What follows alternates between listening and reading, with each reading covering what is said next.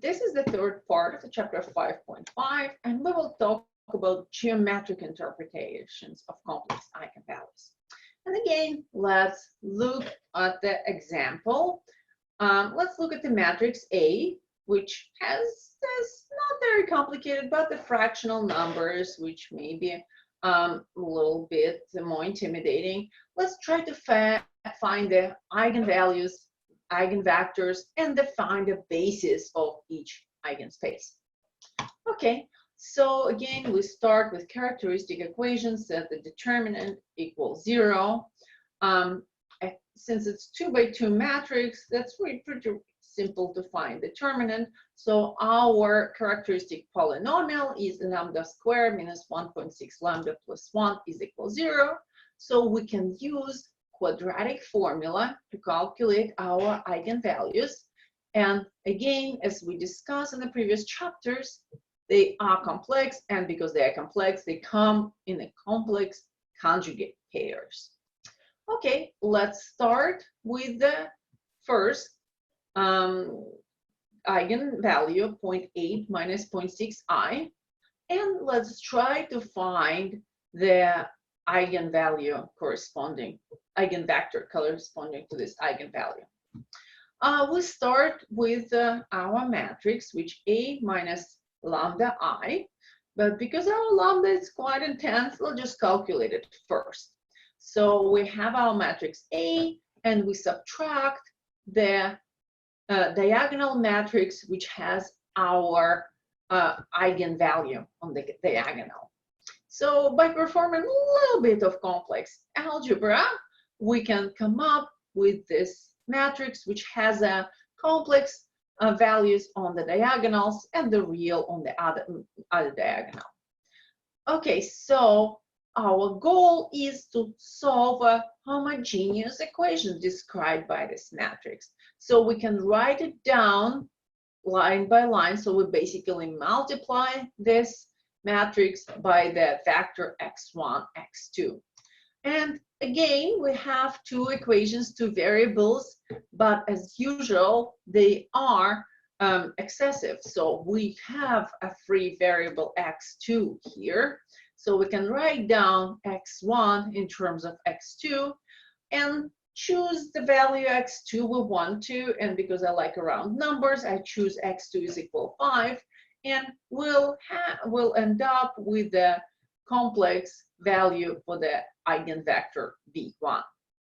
Okay, let's apply the same routine to our second eigenvalues. So which is the complex conjugate to our first one. So we have plus in front of our imaginary part instead of the minus. And again, I'm not going to go through all the series of operations. You're welcome to, and I strongly recommend you to actually do and confirm that again, we have a complex conjugate eigenvectors. Okay, we have these two eigenvalues and eigenvectors, and these two eigenvectors represent the basis for the eigenspace. But what kind of transformation we describe? In the previous part, we'll look at the very simple one and we'll find that that's a rotation. Let's see what's happened when we apply transformation by this matrix several consecutive times. Let's start with, we need to start somewhere. Let's choose the vector which we will transform. In the previous case, we choose a fish image. This time, let's be more scientific. Let's choose vector x0 with coordinates 2, 0. It's over here, so that our horizontal axis x1 is equal 2, and the vertical x2 is equal 0. So what's happened if we apply the transformation described by the matrix to our vector x0? In other words, what kind of vector x1 we will get when we multiply our x0 by matrix A? And you probably recognize right away that what I'm doing here is a discrete dynamic system. I use the first value x0 to recursively find x1. And since it's the most common application for matrix with complex eigenvalues, I will use it. Okay, so let's do the matrix multiplication. So we take our x0 vector multiplied by the vector, and we have value x1 at 1, 1.5. So that's our new vector x1. From 0, we jumped to x1, a little bit to the left.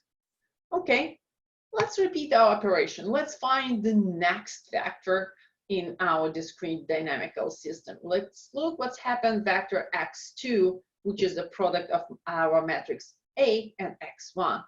And again, we are performing the multiplication, and vector x1, we've taken it from the previous step.